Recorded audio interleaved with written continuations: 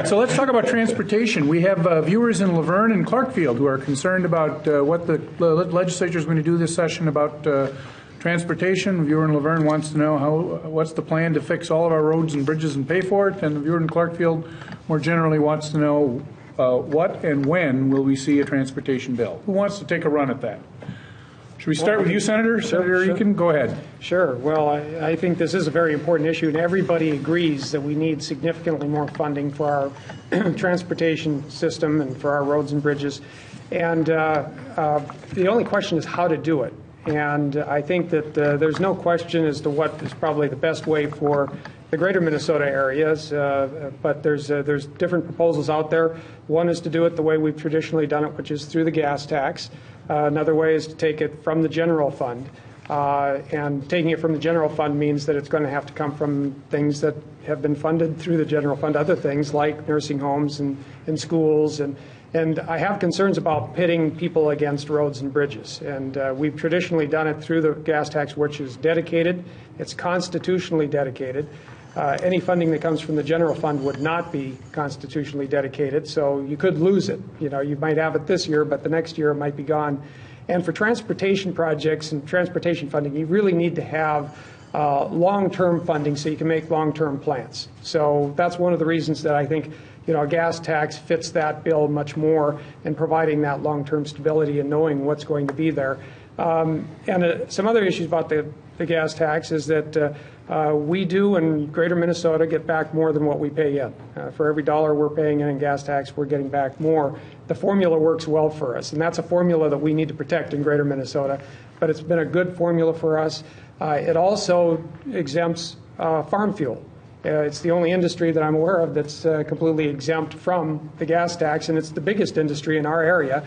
And as I said, I come from a farm myself. Agriculture is the biggest industry in our area, and for that to be exempt is very beneficial for our area. So I would say that when you're looking at what the options are, taking it out of the general fund, which again takes it from things like our schools and our nursing homes, or doing it through the gas tax, which is constitutionally dedicated, has a formula that works well for our area, and exempts the farm fuel. And then there's the border cities as well that are also exempted from the gas tax. That would include like Moorhead and Dilworth. It's no question as to what is the best option. But again, everybody agrees that we need more funding. It's just a matter of how you do it. And so I hope that we're able to get something done. I think at this point it doesn't look real likely because I think there would have to be a compromise. And I'm willing to accept compromise. I'm willing to look at taking money from the general fund, but I think that you also have to be considering then the constitutionally dedicated gas tax user fee. And I think it's important to note that it is a user fee. And if you don't raise the funding from the state level, what it means is property taxes go up at the local level, and that's a very regressive tax that hits greater Minnesota much harder than any other area. Representative Torkelson, your thoughts on the transportation bill? Well, I would have quite a few disagreements with the senator as he's gone through his list of transportation issues. First, let me say that I believe that getting a transportation bill passed is the key to getting this session moving in the right direction. Transportation is something we've been talking about for a long time but haven't seemed to been able to take action on, and we need to. We're doing right now we're doing quite a bit of work yet, and we have a substantial amount of transportation bonds, trunk highway bonds available for use. But as we look ahead, we've all agreed that there's a need for more funding. Is the gas tax the best method? The gas tax is becoming less appropriate for funding transportation as we see cars getting better and better gas mileage, as we see electric cars. The gas tax is not necessarily the best method for funding transportation, in my opinion. So we do need to figure out, though, some way to get this moving forward. It needs to happen. I think it's the one thing that needs to happen to get these other major bills going. It directly relates to the tax bill and directly relates to the bonding bill. We've traditionally funded local roads and local bridges with general obligation bonds, and we're prepared to do that, but they can't fill the entire void. So it's building these pieces together to get transportation moving in the right direction is critical, I think, to this session moving forward, and I hope that we can find that compromise that gets us. Senator Westrom, what do you think? Well, there's lots of ideas on the table. I think all of us agree we would like to find additional funding. One of the things that I know, like Senator Eakin, I'm ready and willing to compromise, but there's some glaring omissions. I have talked about reform in 2008 when they pushed through an 8.5-cent gas tax. I said we should reform first or at the same time. And then everybody said, oh, no, we'll reform later. Well, here we are, 2016, spending the money virtually the same way as we spent it in 2008. And let me give you a couple examples.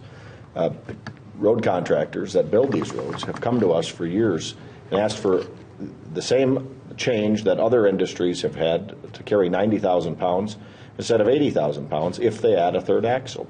They tell us they could save 5 to 10% on their bids just by making a simple reform like that. But we have special interests continually blocking that. And so if we aren't going to make those common sense reforms for the taxpayer and the way we spend dollars in the fund, it doesn't pay to inject a whole bunch more money into the fund when we could make some easy changes and save 5, 10, 20% of the cost of highway construction right now. And so that is missing from too much of the discussion in the Senate, at least. And I've told that to the committee over and over. I sit on the Transportation Committee. And that, to me, is going to have to be something to earn the trust of the taxpayers that we are, in fact, serious about spending these dollars as efficiently as possible and find that 20, 30% savings at the same time that we inject more money, whether it's the sales tax off of auto parts or some sort of a gas tax. The problem I have, Barry, with the gas tax that's being proposed is it's a sales tax. It's a new sales tax on gasoline. It's not the traditional 5 cents, 10 cents, which is now 28 cents a gallon. As gas prices go up, it would be 6.5% of that price as it went up. And then they have a floor, so if it goes down, the consumer doesn't save any money because they have a floor, but if it goes up, they pay more. And I think the traditional gas tax would be more fair and more palatable by more legislators. Representative Lean, your thoughts? Well, we all went into the 2015 session talking transportation. That was going to be the big transportation year. And I think if there's anything we can take away that session is, especially in a divided government, if you can't compromise, you're not going to get anything done. And so, I mean, personally, I would favor looking at the already constitutionally dedicated gas tax. As Senator Eakin says, it is better for Greater Minnesota. We do get more of the benefit than what we pay in.